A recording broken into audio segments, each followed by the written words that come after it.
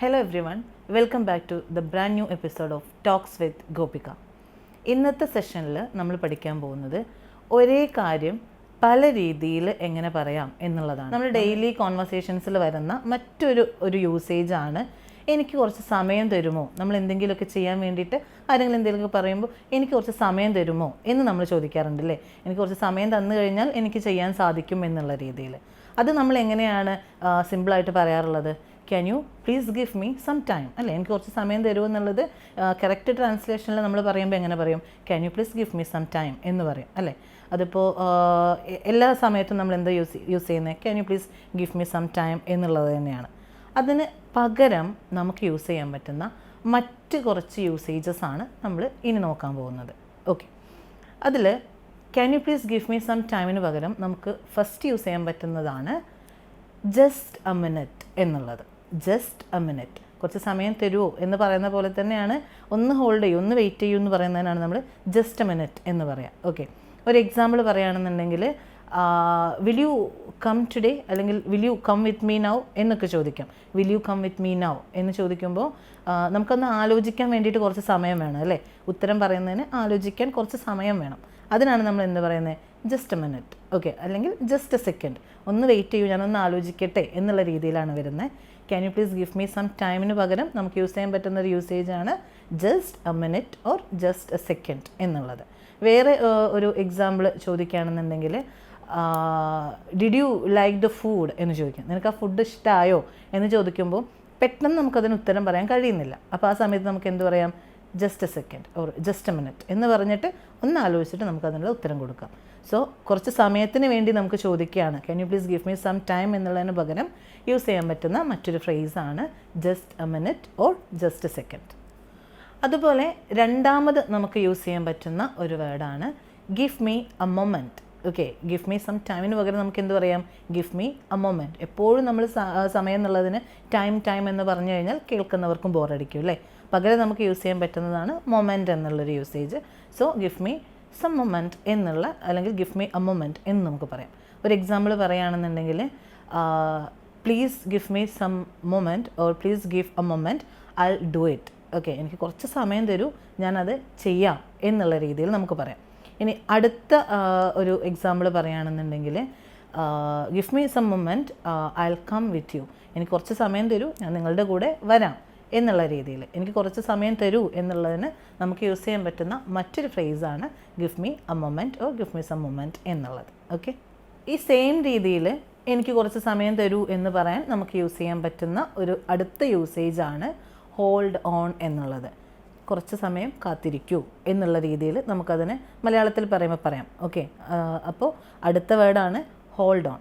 എന്താണ് hold on? Okay, അതിന് നമുക്കൊരു എക്സാമ്പിൾ പറയുകയാണെന്നുണ്ടെങ്കിൽ hold on I will check it. Wait ചെയ്യൂ, ഞാനത് ചെക്ക് ചെയ്യാം എന്ന് പറയുന്നത്. ഓക്കെ, ഹോൾഡ് ഓൺ എന്നുള്ള വേർഡ്. അല്ല എന്നുണ്ടെങ്കിൽ നമുക്ക് എന്ത് പറയാം? Hold on I will clear your doubt. Wait ചെയ്യൂ, കാത്തിരിക്കൂ, ഞാൻ നിങ്ങളുടെ ഡൗട്ട് ക്ലിയർ ചെയ്യാം എന്നുള്ള രീതിയിൽ.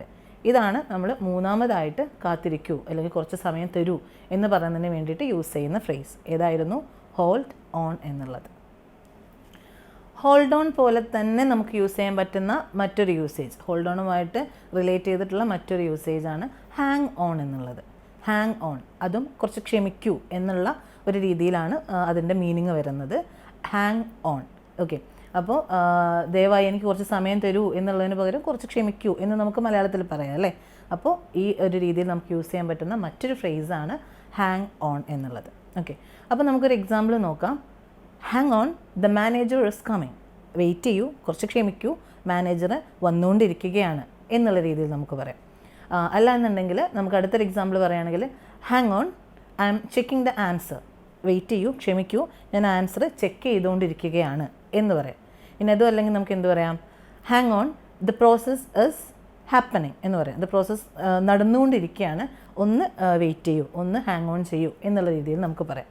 സോ നാലാമത് നമ്മൾ യൂസ് ചെയ്യുന്ന വേർഡാണ് ഒന്ന് കാത്തിരിക്കൂ അല്ലെങ്കിൽ കുറച്ച് സമയം തരൂ എന്നുള്ളതിന് നാലാമത് യൂസ് ചെയ്യുന്ന ഫ്രേസാണ് ഹാങ് ഓൺ എന്നുള്ളത്. അഞ്ചാമതായി നമ്മൾ പഠിക്കാൻ പോകുന്നത് നമ്മൾ കോമൺ ആയിട്ട് യൂസ് ചെയ്യുന്ന ഒരെണ്ണം തന്നെയാണ്. That is 1 minute. എന്ന് നമ്മൾ പറയും അല്ലേ. കുറച്ച് സമയം തരൂ എന്നുള്ളതിന് പകരം നമ്മൾ കോമൺ ആയിട്ട് യൂസ് ചെയ്യുന്നതാണ് 1 മിനിറ്റ് എന്നുള്ളത് അല്ലേ. അപ്പോൾ ഒരു എക്സാമ്പിൾ പറയുകയാണെന്നുണ്ടെങ്കിൽ 1 minute I M writing it. 1 minute ഞാൻ എഴുതിക്കൊണ്ടിരിക്കുകയാണ്. ഓക്കെ, ഞാനിത് എഴുതിക്കൊണ്ടിരിക്കുകയാണ്, 1 മിനിറ്റ് കാത്തിരിക്കൂ എന്നുള്ള അർത്ഥമാണ്. എനിക്ക് കുറച്ച് സമയം തരൂ, 1 മിനിറ്റ് സമയം തരൂ, ഞാൻ എഴുതിക്കൊണ്ടിരിക്കുകയാണ് എന്ന് പറയാൻ നമുക്ക് എന്ത് യൂസ് ചെയ്യാം? 1 മിനിറ്റ് എന്ന് യൂസ് ചെയ്യാം. ഇനി അതല്ല എന്നുണ്ടെങ്കിൽ നമുക്ക് എന്ത് പറയാം? 1 minute he's coming or he's on the way എന്ന് പറയാം. അവൻ വന്നുകൊണ്ടിരിക്കുകയാണ് 1 മിനിറ്റ് എന്നുള്ള രീതിയിലും നമുക്ക് പറയാം അല്ലേ. അതുമല്ല, മൂന്നാമതൊരു എക്സാമ്പിൾ പറയുകയാണെന്നുണ്ടെങ്കിൽ നമുക്ക് എന്ത് പറയാം?